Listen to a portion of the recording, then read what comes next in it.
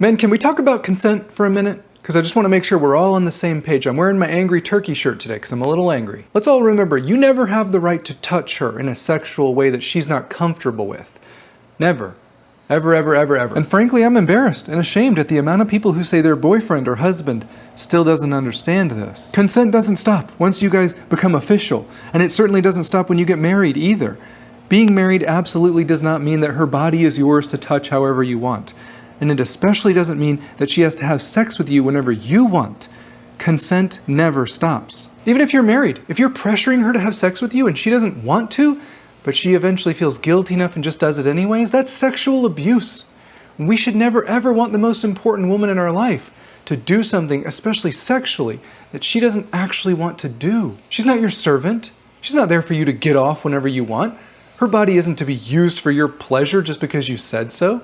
You should be ashamed of yourself if you have such a small view of her, because she's valuable, as in equally valuable as you are.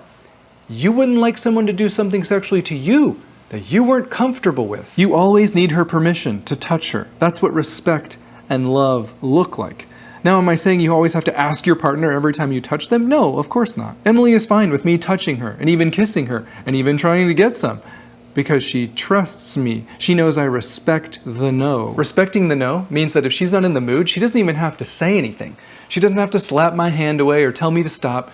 She can just give me subtle body cues that she's not in the mood for this going any further. And then what do? That's right, I pout. I make her feel guilty because, well, I have sexual needs.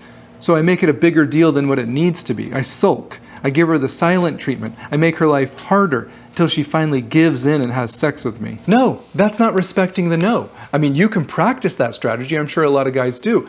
Let me tell you where that leads. Less sex, not more. But respecting her body and loving her enough to be okay with her saying, no thank you, I don't want to have sex with you right now. 1, that's bare minimum of what common decency and consideration and respect look like. 2, that reinforces an environment where she feels valued and safe and emotionally prioritized. And that, my friends, drastically increases your odds that she will take this bid for sexual intimacy and remember that later or tomorrow when she feels more open for that. Remember, at the end of the day, she needs to know that you value her far more than you value sex. Does your partner know that? Do you have the balls to ask?